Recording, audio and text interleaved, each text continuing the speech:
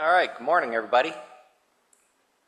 We have a few more people here this week than last week. It was kind of a thin crowd last week. So because of that, I just wanted to do a quick run through of the slides because the first few are fun. We just started talking about giants last week, and the first thing we talked about was whether or not giants are even a physical possibility. Because today we have a couple of physical conditions called gigantism and acromegaly that, if left untreated, they're always a pituitary issue resulting in too much growth hormone, and if left untreated, just leave you a physical wreck and ultimately kill you early. And we saw people like George Murasan on the left, 7'7". You could see his facial features suggest acromegaly.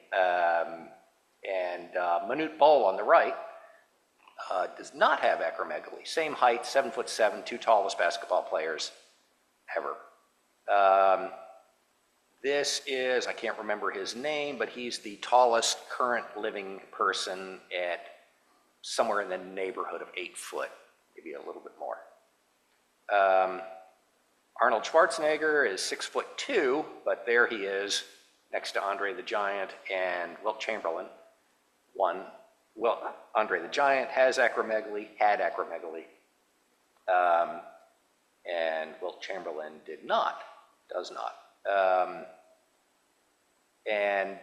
This is Robert Wadlow, tallest person that ever lived in modern history, 8'10", I think. Here he is next to Andre the Giant to give you some perspective on what 8'10" looks like. Andre the Giant was 7'6" or 7'5". Andre was never treated, and he died at age 46 of heart failure. Robert Wadlow lived in the 20s, 30s. He died at age 22, actually from sepsis in his leg due to having to wear braces. So didn't die directly from acromegaly, but from the side effects. So we talked some about whether these giants were even physical possibilities.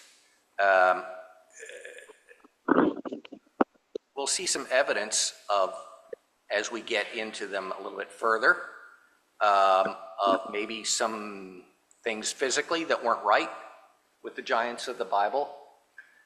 But we also had a discussion about maybe there's the possibility that there were a handful of men who were extraordinarily tall. But then there were others who were tall, but not to the point of being physically disabled, not because of a medical condition. And there was a group of people that the Egyptians, I can't, just in my notes here, I could look back and find it, but you see a couple of very tall people there in the middle of this carving, surrounded by smaller people, the Egyptians, and these were, there was also a document, a letter between a couple of scribes, a military document, that described people that were somewhere between, depending upon how you measure a cubit, somewhere between 6'6" and 8'6". So there is evidence outside of the Bible of a very tall people living in the land of Canaan. So then we started to talk about, the first group of giants we run across are these people called the Nephilim. And there's this awkward verse in Genesis. The giants, or the Nephilim, in the earth in those days, and also after that, when the sons of God came in onto the daughters of men, and they bare children to them, the same became mighty men, which were of old, men of renown. And we looked at the context of that, and the idea may be, and this is the message that we get, I think, over and over and over again about the giants. Looking at the context, it could be read this way, that these giants existed before and they exist after the flood. They're just men. They are the sons of God, sons of Cain, I'm sorry, sons of Seth, maybe, and the sons of Cain, maybe, came together and they fell. The word Nephil actually means to fall or to cause to fall. So it's possible that these, and it's something that happened before the flood. Don't worry about these people, these giants. God took care of them before the flood. He's taking care of them after the flood. They're just men.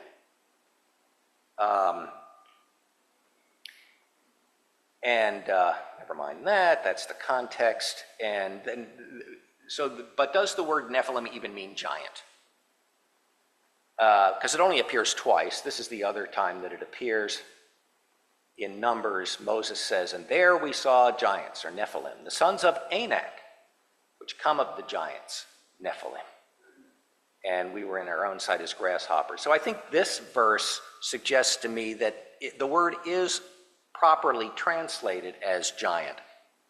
Again, were these a bunch of people 9 feet tall? Remember that picture of Robert Wadlow next to Andre the Giant? Well, Goliath was a foot taller than him. So, or were there a lot of people who were bigger, pushing 7 foot maybe, and scary enough in their own right for that reason, and then a smaller number? There's no way we'll ever know, I don't think. But we have the Nephilim, and it says the giants, the sons of Anak, the Nephilim are related. Nephilim are first mentioned in the Bible. So the Anakites, the sons of Anak, come next. So now, moving on. The next time that we see giants in the Bible, we actually see 3 families of giants. And it's in Genesis 14. Could someone read this?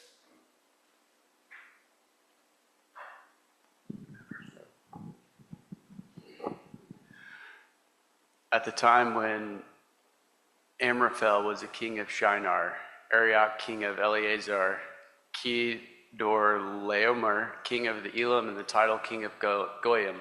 These kings went to war against Bera king of Sodom, Bersha king of Gomorrah, Shinab king of Admah, Shemebar king of Zeboim, and the king of Bela, that is Zor. Congratulations, you got through that.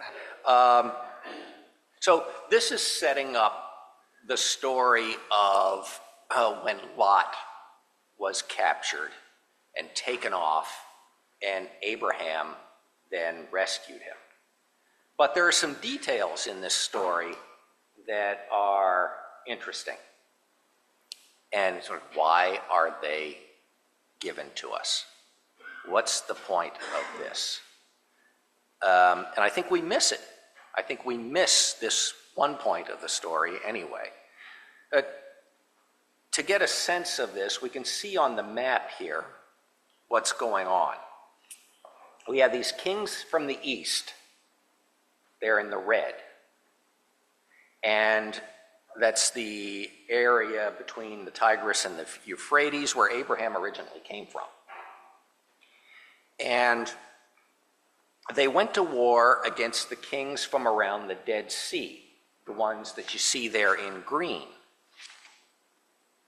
But while on their way to go to war against those kings there around the Dead Sea, we get this next verse.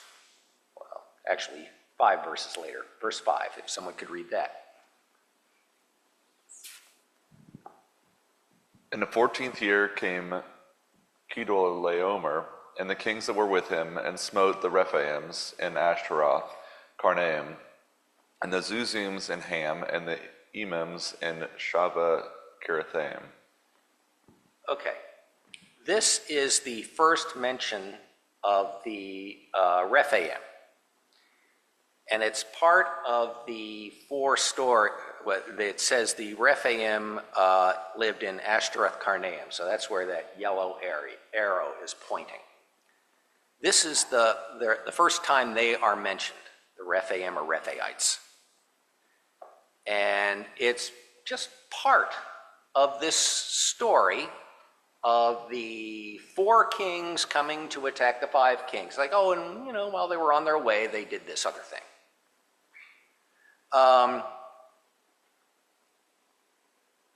And it says they attacked the Rephaim, living in the territory of Ammon, as well as the Zuzims and the Emims. And you can see there on the map where these people were. The Zuzims in Ham, and the Emims in Shaveh Kirithaim. Okay, so we have the Rephaim, or the Rephaites. And from this reference, we wouldn't even know that they were giants. In fact, the NIV always just leaves the word untranslated as Rephaim 25 times. But the King James translates it as giants 17 times and leaves it as Rephaim for some reason 8 times. It's always plural. So we don't know whether there was an original man named Rapha, maybe, presumably the father of the Rephaim, or if that would simply be the singular form of the word. We don't really know. But in Genesis 14, we see that Chedorlaomer and the kings allied with him attacked not only the Rephaim, but also these groups called the Zuzims and the Emims. And to learn more about these three groups of people, we need to go to Deuteronomy 2. But first, before we go to Deuteronomy 2, let's first, and we've done this before, but just as a reminder, let's talk about what Deuteronomy is about. What is Deuteronomy about? We've got the law already in Exodus, Leviticus, Numbers, and there's kind of a recounting of the law. Yep, Randy. Here comes the mic. You've got a whole new generation now. The generation that came out of Egypt all died, so Moses is telling them the history and the law. Yeah, and what's he doing when he's telling them the history? He's telling them how God brought them, or is going to bring them into a land, brought them out of bondage into Egypt, from Egypt into a land where other people dwell, and is going to give them their land. Yeah, and as his way of telling that message, part of his message is, don't be like your parents. Don't do what they did. So let's start, and I'm sorry this is long, but this is really an important point. This combines that message with some information about some giants. In the first chapter of Deuteronomy, someone read that, please? Jason? That whole section there? Yeah. Deuteronomy chapter 1, verses 26 to 32. You were unwilling to go up. You rebelled against the command of the Lord your God.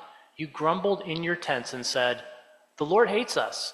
So he brought us out of Egypt to deliver us into the hands of the Amorites, to destroy us. Where can we go?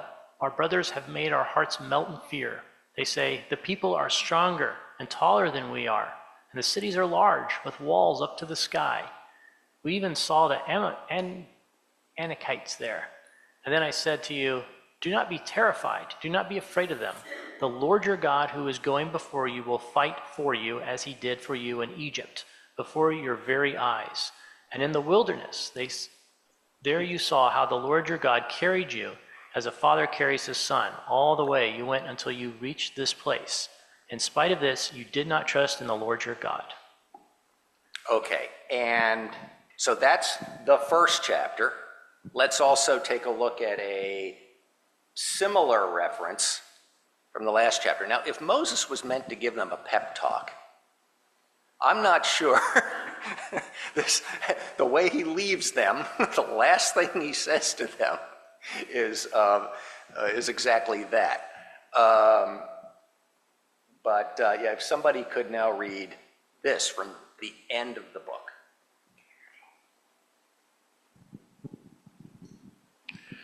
I know how rebellious and stiff-necked you are. If you have been rebellious against the Lord while I am still alive and with you, how much more will you rebel after I die? Assemble before me all the elders of your tribes and all your officials, so that I can speak these words in their hearing, and call the heavens and the earth to testify against them.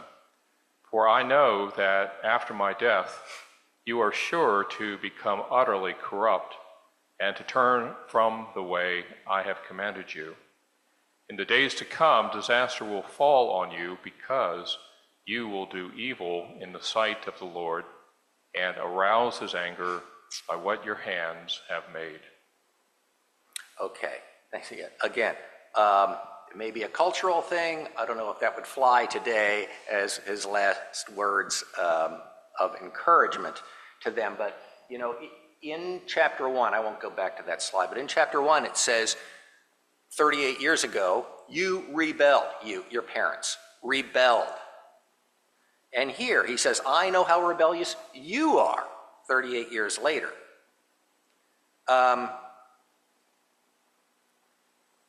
So those are the bookends to the rest of Deuteronomy. In chapter 2, Moses is reminding the Israelites of their wilderness journey around the land that God had already given to their relatives. Moab and Ammon were Lot's sons, and the Edomites were the children of Esau.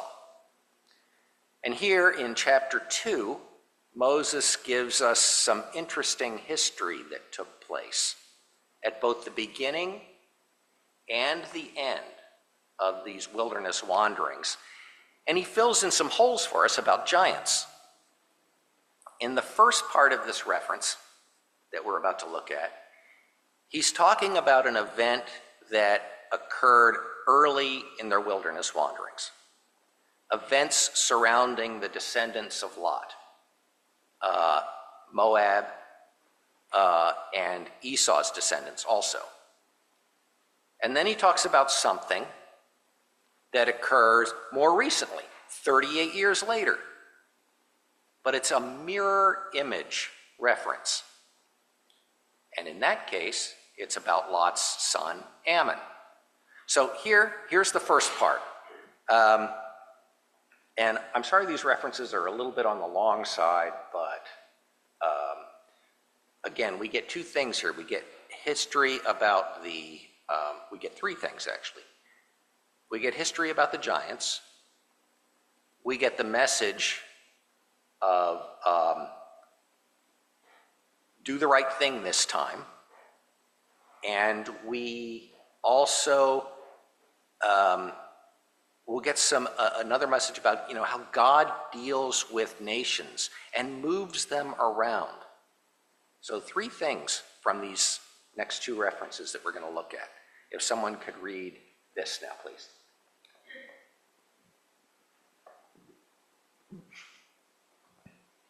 Then the Lord said to me, do not harass the Moabites or provoke them to war, for I will not give you any part of their land. I have given Ar to the descendants of Lot as a possession. The Emites used to live there, a people strong and numerous, and as tall as the Anakites. Like the Anakites, they too were considered Rephites, but the Moabites called them Emites. Horites used to live in Seir, but the descendants of Esau drove them out. They destroyed the Horites from before them and settled in their place, just as Israel did in the land the Lord gave them as their possession. as with a lot of references like this where it's talking about these other nations, I think it's easy for us to blow by them, but there's really some very interesting information in here. And you have to wonder, what's the lesson? First, we have the Emites, who are clearly giants. And just like the Anakites, they are considered to be Rephaites. The Emites, it says, used to live in the land of Moab.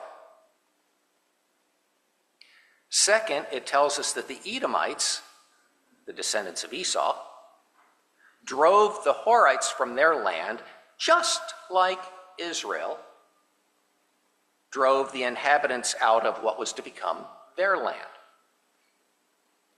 And he may here be talking about the land of that Reuben, Gad, and half the tribe of Manasseh took on the east side of the Jordan. Okay, so we have this.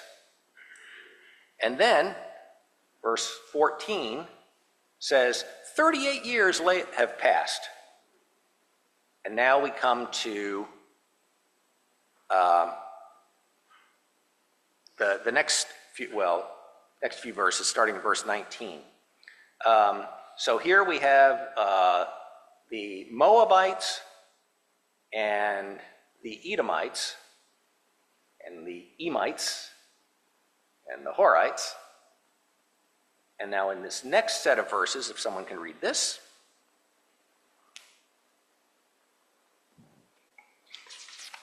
When you come to the Ammonites, do not harass them or provoke them to war, for I will not give you possession of any land belonging to the Ammonites.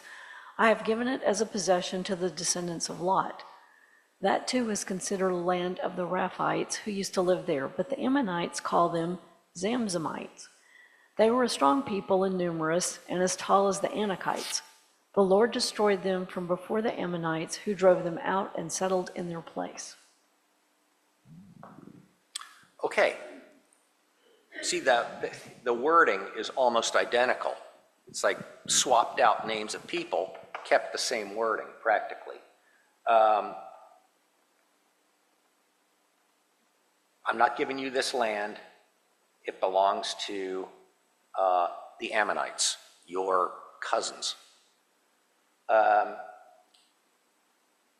this time, we see the Rephaites, who the locals called Zamzamites, and who were just like the Anakites. And we see that God was involved in their destruction. But it also says that the Ammonites drove them out. So were they destroyed? The Zamzamites and the Emites, were they destroyed? Or were they driven out? Keep that question in mind. But again, we have a clear reference to God helping the descendants of Lot to give them this land, just as he helped the Israelites. I think that's interesting. I don't think we typically think of things that way.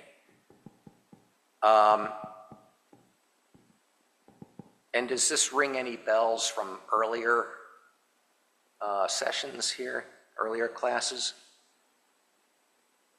Remember, the Philistines were moved from Caphtor, and the Syrians were moved from Kir. And again, all within this same sort of general time frame, within a couple hundred years of each other. That sounds like the same time frame. That's like going back to the Revolutionary War now for us. But anyway, just an interesting concept that God moves these people around as he wants them to be moved. And just in passing on that subject, I want to notice verse 22 as well. Someone could read that. The Lord had done the same for the descendants of Esau who lived in Seir when he destroyed the Horites from before them. They drove them out and have lived in their place to this day. God did the same for the Edomites. The same as what? The same as Israel. The same as for Moab. The same as for Ammon. It says he destroyed the Emites. Actually, it says he drove them out. It says both, destroyed and drove them out. The Horites, the previous occupants of the land. So I think, yeah, Randy.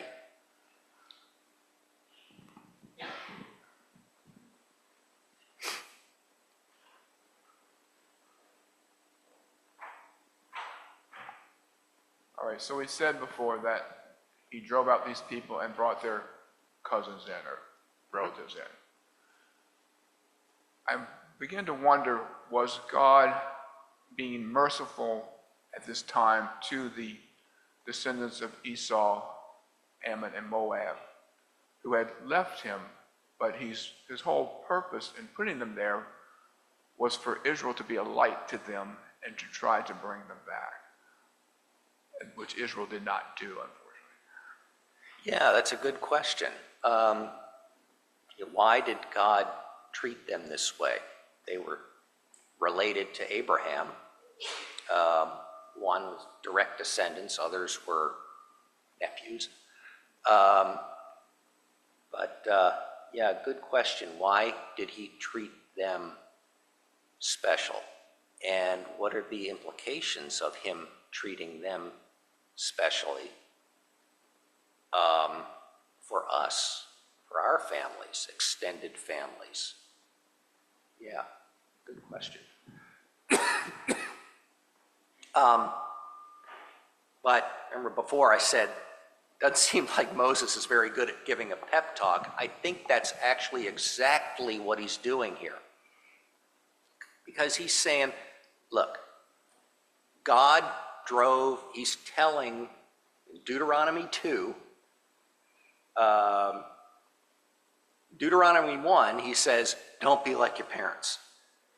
Deuteronomy 2, he's saying, God drove the giants out for the Moabites.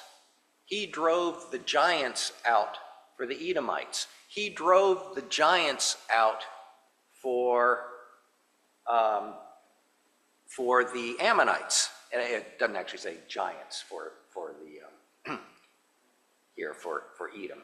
But in any case, he's saying God is going to take care of it. You're scared of these Anakites. God's already done this for your cousins. So don't make that mistake again. Don't make the mistake that your parents made when the spies came back. Okay. In fact, a few chapters along, and this is our last long one. A few chapters further along in Deuteronomy, Moses revisits the subject in Deuteronomy 9. If someone can start reading that.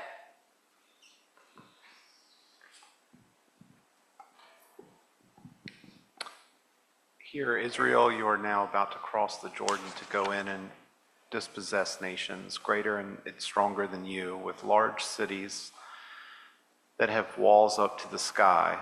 The people are strong and tall. Anakites, you know about them and have heard it said, who can stand up against the Anakites? But be assured today that the Lord your God is the one who goes across ahead of you like a devouring fire.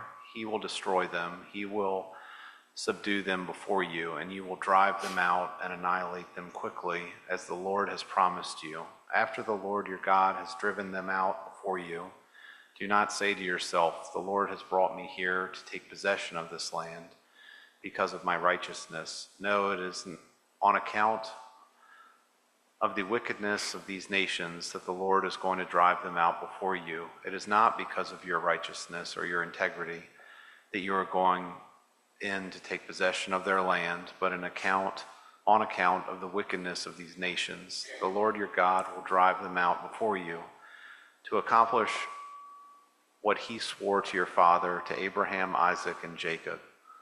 Understand then that it is not because of your righteousness that the Lord your God is giving you this good land to possess, for you are a stiff-necked people. Yeah.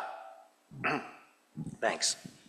So, even though you are a stiff-necked people, God is going to do this for you, just like he did for the Ammonites, the Moabites, the Edomites. He's going to do the same thing. He's going to destroy these Anakites before you. He will destroy them, you will drive them out, the Lord will drive them out, some combination of being driven out and being destroyed. God will drive them out before you. He reiterates that. And he's not doing this because you're good people. He's doing this because of the promises that he made to Abraham, Isaac, and Jacob. One more side point, back in Deuteronomy 2. So going back now to Deuteronomy 2, just this little side point. Remember the Avites? Remember who they were? I think we actually already looked at this verse. They were the early Philistines. They were the people at the time of Abraham and Isaac, when they interacted with Philistines, they were actually probably these people called Avites. And we have this verse.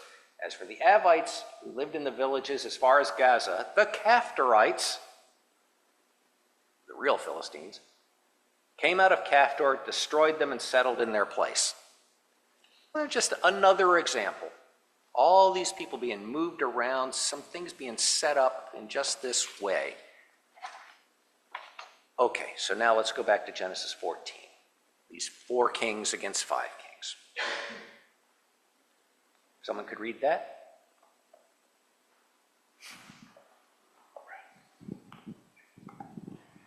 And in the 14th year came Chedorlaomer and the kings that were with him, and smote the Rephaims in Ashtaroth Karnaim, and the Zuzims in Ham, and the Emims in Sheva Kiriathim. Yeah, actually, I think we've already read that verse, but the Emims are called the Emites in other translations. I think it's safe to say that the Zuzims or Zumims or Zuzites here are, if you can keep any of these names straight, back in Deuteronomy 2, they were called Zamzumites. I think it's safe to say they're the same people. So we can build out our family tree a little bit further. We have the Nephilim and the Rephaites, and now we have these 3 other groups, the Anakites and the Zuzites or Zamzumites and the Emites, all families of Rephaites. Remember, it actually said that. They were of the Rephaites, but the locals called them Emites or Zamzumites. Yeah. So was Rapha a real man? Were Anak and or Zuz, were they real people, or were anyway? These are descendants of Rephaites, groups of, or considered to be parts of the Rephaites. But we can place these people on a map. Starting in the south, we see the Edomites, that lowest arrow, the Edomites, the descendants of Esau. And then we work our way up the east side of the Dead Sea a bit, and we see the Emim, or the Emites, and we see the Zuzim, or the Zuzites, in the territory of the Moabites and the Ammonites.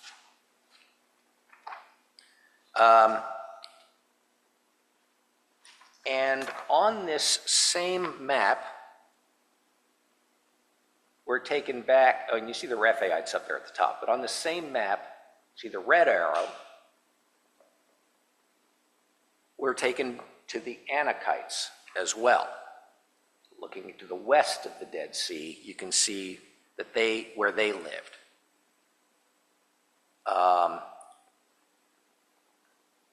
And then to the east of the Sea of Galilee, we see the Rephaites, or the Rephaim. Well, how do we know these two groups of people were aware this map places them? Numbers 13,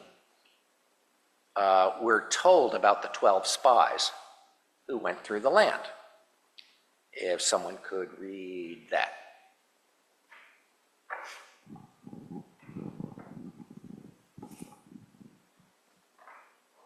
They went up through the Negev and came to Hebron, where Anahem, Shisha, and Talmai, the descendants of Anak, lived. Hebron had been built 7 years before Zon in Egypt. And if you could just keep reading then, because the same thing, it says here that the Anakites lived in Hebron. And if you could read where it's underscored, same point in Judges 1. Yeah. As Moses had promised, Hebron was given to Caleb, who drove it from the 3 sons of Anak. Okay. So if we go again by the paradigm that the Bible doesn't waste words, we might say that this is repeated to underscore the message that a man, Caleb, with God's help,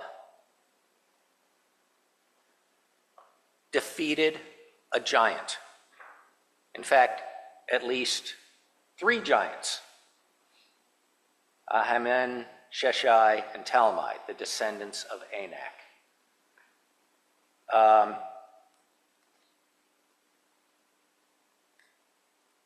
So the Anakites lived in Hebron. See that on the map.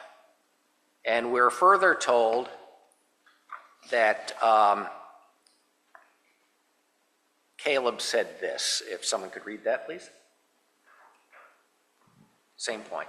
Now give me this hill country that the Lord promised me that day. You yourself heard then that the Anakites were there, and their cities were large and fortified. But the Lord helping me, I will drive them out, just as he said. Then Joshua blessed Caleb, son of Jephunneh, and gave him Hebron as his inheritance. So Hebron has belonged to Caleb, son of Jephunneh, the Kenizzite, ever since, because he followed the Lord, the God of Israel, wholeheartedly. Hebron used to be called Kiriath Arba, after Arba, who was the greatest man among the Anakites. Okay. So here again, we have Caleb saying, I will drive them out. Sometimes it's destroyed, sometimes it's driving them out. And again, just keep in your mind, driving them out where? Driving them out where? One last point for this morning. Who were the Kenizzites? I think you have 2 options, and I'll read this. Genesis 15. It says Caleb was a Kenizzite. Here it says, on the day the Lord made a covenant with Abram and said, to your descendants I will give this land, from the Wadi of Egypt to the great river, the Euphrates. And then he lists all these nations that are going to be driven out, destroyed, and given to the sons of Abraham. Among them, the Kenizzites. Well, how could Caleb be one of them? Interesting thought how that could work out. Another possibility. Some commentators have connected Caleb to Edom or Esau because Caleb's brother is named Kenaz. Caleb has a brother named Kenaz, and another Kenaz mentioned in Genesis 36 was a ruler of Edom. So I'm not sure. You know, we've already talked about the Gittites from Gath. We've talked about the Jebusites. And here, potentially, would appear to be another example that Caleb, the Kenizzite, anyway, we will leave it there for this week, and we'll pick up. I'm sorry, today may have been a little bit of a a jumble for your mind, but again, just the point is that there are all these giants, and God drove them out. God says, look, Moses says, look, Israel, God has already done this for your cousins. He's already destroyed these giants for your cousins. Now he's just about to do it for you. Have faith that he's going to do it for you too. Okay, thanks.